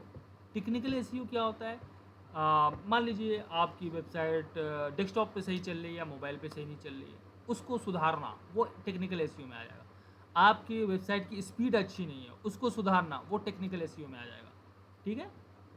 सो यहाँ पे आप देख सकते हैं, यहाँ पे कैटेगराइज कर दिया गया है कि on page SEO site content पे जो आप साइट लिखते हैं, टाइटल टैग, मेटा टैग को, मेटा डिस्क्रिप्शन को ऑप्टिमाइज़ करते हैं, एच टैग ऑप्टिमाइज, मतलब हेडिंग वगैरह, H1, H2, H3, ये सब जो ऑप्टिमाइज़ करते हैं। इंटरनल लिंकिंग हमने बात की थी कि एक दूसरे रिसोर्सेज से किस तरह से इंटरनली लिंक करते हैं आप अपने रिसोर्सेज को।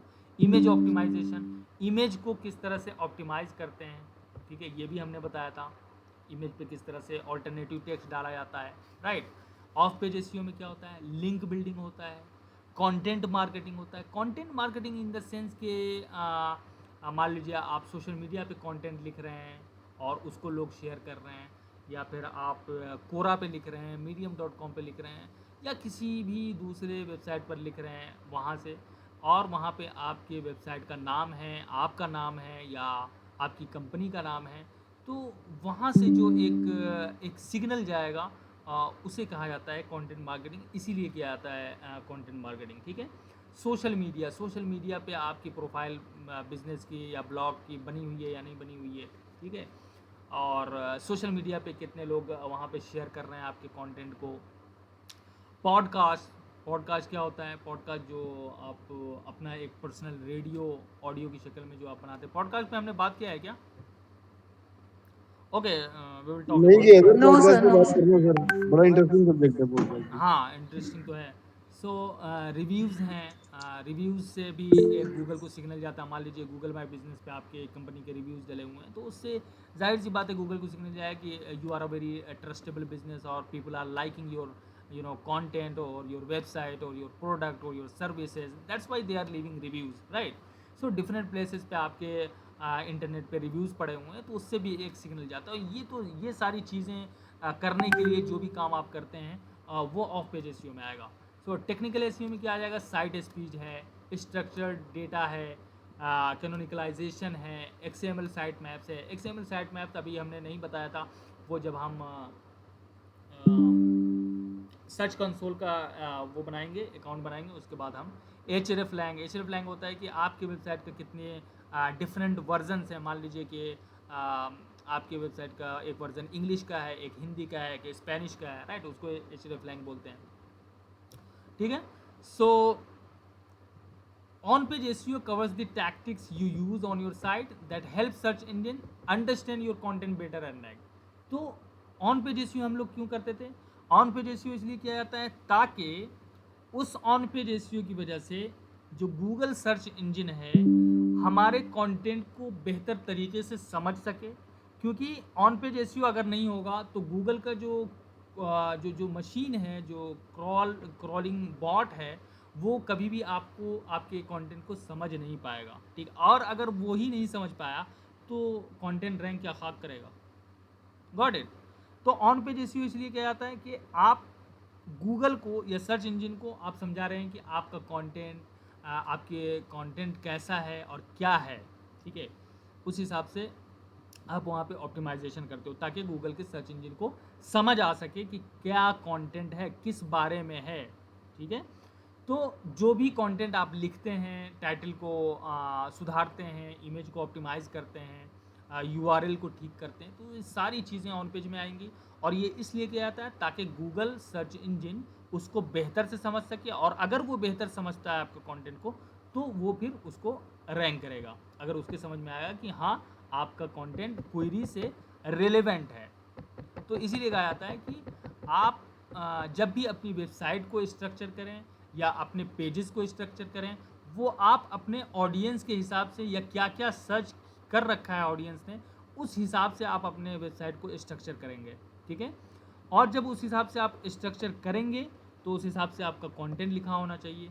और जब फिर गूगल मशीन आपके वेबसाइट को क्रॉल करता है तभी तो वो समझ पाएगा अच्छा ये इस चीज़ के बारे में है या ये है।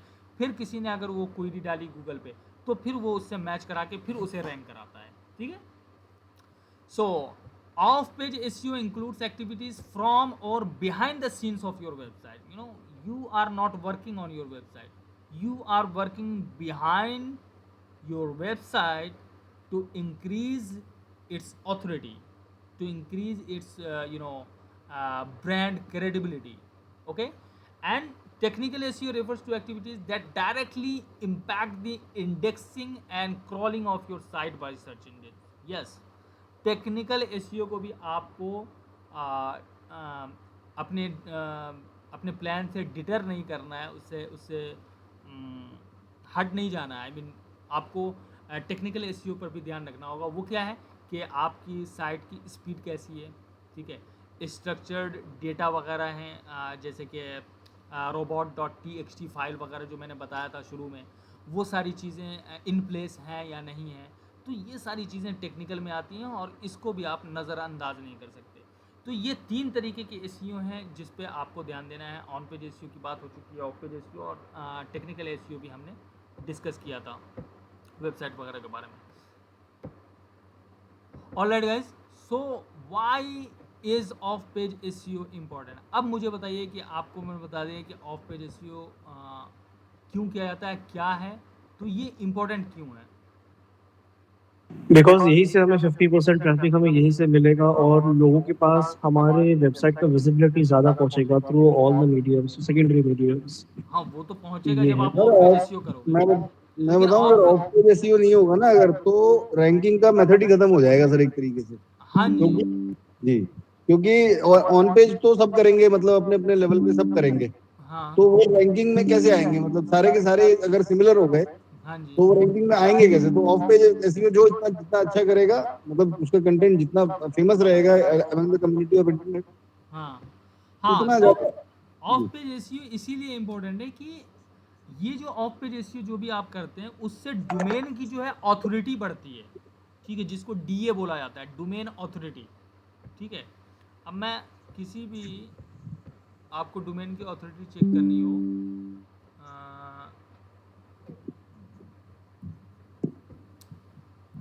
अच्छा डीए यहाँ पे दिखाता है नहीं, कहीं पे डीए होता है कहीं पे डीआर होता है, ठीक है। ये देखो डोमेन रेटिंग है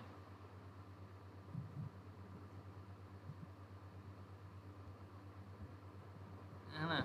अगर मैं इसको SEM रश में चेक करूं,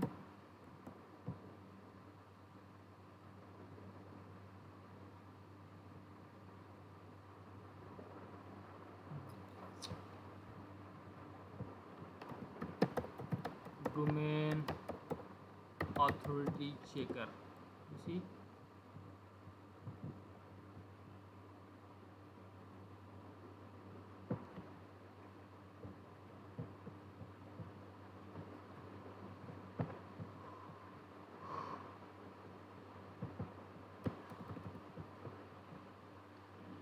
अबे यार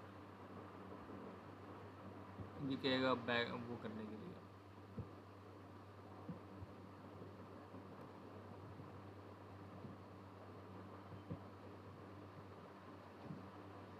ये इस हिसाब से दिखाते हैं, ठीक है। आप किसी भी जैसे सी एम रश, ये बहुत अच्छा वो टूल है, but it is very pricey, और आपका एचरेफ से भी आपको चेक करने को मिल जाएगा। तो यहाँ पे डोमेन रेटिंग है, और यहाँ पे आप देख सकते हैं कि यहाँ पे इन्होंने यूज़ किया है ऑथोरिटी स्कोर, ठीक है। AS बोलते हैं ACM रश पे। तो इंटरचेंजेबली आपको देखने को मिलेगा कि वो ऑथोरिटी स्कोर को यूज़ करते हैं, या फिर एचरेफ है वो फिर डोमेन रेटिंग को चेक करता है। तो दोनों जो चीज़ें हैं वो सेम है, ठीक है। उससे आप कंफ्यूज मत होइएगा कि ऑथोरिटी स्कोर क्या है और फिर डोमेन रेटिंग क्या है, और फिर कहीं पे आएगा डोमेन ऑथोरिटी क्या है, ठीक है। तो सबका जो मतलब है वो सेम है। तो आपका जो डोमेन की अथॉरिटी है वो बढ़ती है ऑफ पेज एसईओ से, ठीक है। और अगर डोमेन की अथॉरिटी नहीं बढ़ती है तो आपको बड़ा स्ट्रगल करना पड़ेगा गूगल के पेज पे आने के लिए, टॉप पोजीशन पे आने के लिए, ठीक है। इसीलिए हम ऑफ पेज एसईओ करते हैं। So higher authority website tend to rank better than those with low or no authority, because, अब ऐसा क्यों है भाई, बिकॉज सच engines consider them more credible, relevant and trustworthy. अगर आपकी डोमेन अथॉरिटी है तो सर्च इंजन आपको रैंक करेगा, ना कि ऐसी वेबसाइट को जो लोअर क्वालिटी की हैं या फिर जो नई वेबसाइट्स हैं, ठीक है। हालांकि आपका कंटेंट कितना भी अच्छा हो, राइट, कितना भी बेहतर कंटेंट आप लिख लें, लेकिन अगर आपको कंपटीशन मिल रहा है शाउट मी लाउड से या neelpatel.com से, और आपने नील पटेल से अच्छा कंटेंट लिखा है, तब भी नील पटेल का कंटेंट क्या होगा, रैंक अच्छा करेगा। वाई? बिकॉज नील पटेल का जो वेबसाइट है, जो डोमेन अथॉरिटी है और जो डोमेन है, वो गूगल की नज़र में ऑलरेडी क्रेडिबल है, ऑलरेडी रिलेवेंट है एंड ट्रस्टवर्दी है, ठीक है। क्योंकि बहुत सारे लोगों ने उनको मेंशन कर रखा है, बहुत सारे लोगों ने, बहुत सारी अच्छी अच्छी वेबसाइट ने उसको मेंशन किया हुआ है, तो it already has an authority in the eyes of Google. तो जाहिर सी बात है, गूगल की नज़र में अगर अच्छी क्रेडिबिलिटी है, रिलेवेंसी अच्छी है, टॉपिकल रिलेवेंस अच्छा है कि टॉपिक, तो ये सारी चीज़ें डिपेंड करती हैं कि आप कहाँ पे रैंक करो। इसीलिए कॉम्पिटिटर एनालिसिस करना बहुत ज़रूरी है, ठीक है। सो अब ये बैकलिंक जो भी होता है वो क्या करता है, वो सिग्नल देता है गूगल को कि पीपल ट्रस्ट योर वेबसाइट, या they are sharing your content, they are referring your website, ठीक है। तो उससे गूगल को और सर्च इंजन को क्या जाता है, एक सिग्नल जाता है। जब ये सिग्नल जाएगा तो जाहिर सी बात है सर्च इंजन आपको रैंक करने की कोशिश करेगा। सो अब ये सारी चीज़ें जो डोमेन अथॉरिटी है, जो लिंक बिल्डिंग है, ये सारी चीज़ें तो एक तरफ हैं कि links are one way to show that, ठीक है। अब ये अथॉरिटी बयान करने के लिए या अथॉरिटी बताने के लिए गूगल को बैकलिंक तो एक ज़रिया है ही, कि बैकलिंक से ये पता चलता है गूगल को कि लोग आपको ट्रस्ट करते हैं, लोग आपके कंटेंट को शेयर कर रहे हैं, लोग आपकी वेबसाइट को रेफ़र कर रहे हैं, ठीक है। But you can't focus on link building alone. अब इसका मतलब ये नहीं है कि सिर्फ आप हाथ धो के पीछे पड़ जाओ लिंक बिल्डिंग के, उसके अलावा भी आपको बहुत सारे काम करने पड़ेंगे ताकि लिंक बिल्डिंग भी आपकी आसान हो जाए, ठीक है। लिंक बिल्डिंग करने में जो भी काम करना पड़ेगा वो और आसान हो जाएगा अगर लिंक बिल्डिंग के अलावा भी बहुत सारी। अब there are many off page SEO techniques, you let's discuss some of them below. तो उसको हम वन बाय वन डिस्कस करेंगे, ठीक है।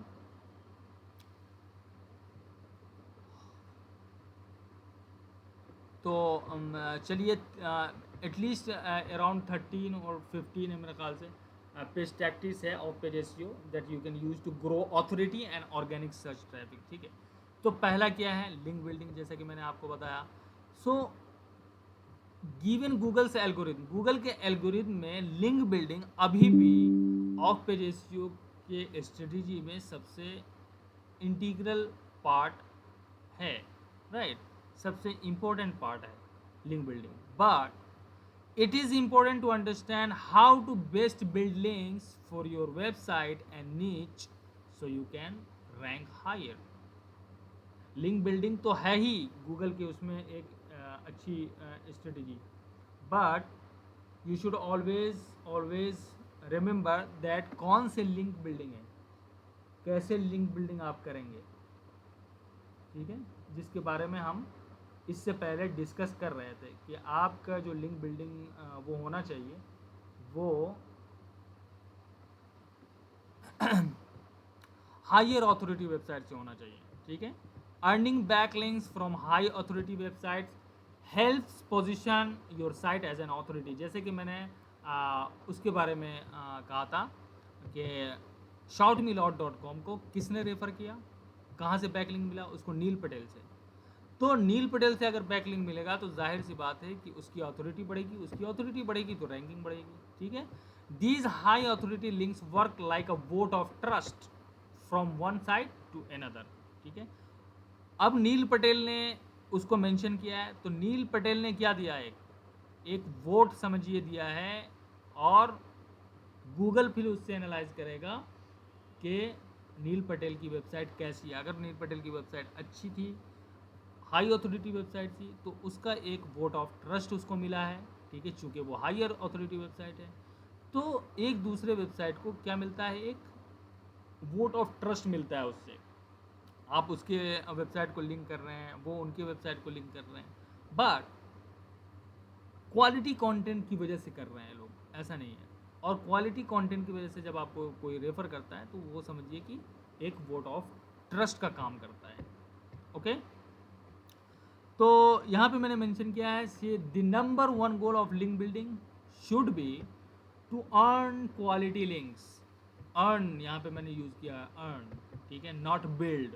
अर्न का मतलब ये होता है कि आप जब खुद से अच्छा कंटेंट लिखेंगे और वेल रिसर्च कंटेंट लिखेंगे, तो जाहिर सी बात है कि जो दूसरी वेबसाइट्स हैं, जो दूसरी अथॉरिटी वेबसाइट्स हैं आपके इंडस्ट्री से रिलेटेड, वो आपके कंटेंट को शेयर करना चाहेंगे, ठीक है। इसीलिए मैंने कहा कि कॉम्पिटिटर एनालिसिस आपको करना चाहिए और 10 टाइम्स बेटर कंटेंट लिखना चाहिए, लूप होल तलाश करनी चाहिए कि कहाँ से कमी है। फिर आप जहाँ जहाँ से उसने बैकलिंक लिया उसको आप अप्रोच कर सकते हैं और बोल सकते हैं आप कि I have written this article and I have an idea about the article, और आप उसको बोल सकते हैं कि आप मेरे इस आर्टिकल को पढ़ सकते हो। और मतलब अप्रोच करने से पहले आप उनको टॉपिक के बारे में पूछो कि इस टॉपिक पे आप लिख रहे हैं, इफ़ यू आर इंटरेस्टेड, तब फिर आप उनको आर्टिकल भेज सकते हो जिसको वो रिव्यू करेंगे, देखेंगे। अगर आपका आर्टिकल अच्छा हुआ तो जाहिर सी बात है अपने वेबसाइट पर उसे पोस्ट करेंगे तो आपको एक लिंक मिलेगा। So you should always focus on quality over quantity. अब बहुत सारे लोग क्या करते हैं कि लिंक बिल्डिंग बनाने के चक्कर में फाइवर से गए और वहाँ पे लिखा हुआ है कि $5 में 100 बैकलिंक्स मिलेंगे, भाई आपको आ जाइए, ले लीजिए थोक के भाव में, राइट। वहाँ पे गए और वहाँ से उठा लिया, बट अब उस लिंक का कोई फ़ायदा नहीं है। उस लिंक से आपको आपकी वेबसाइट हर्ट होगी बनिस्बत के बेनिफिट होगी। तो उस तरह के लिंक को कभी भी आप मत खरीदिए।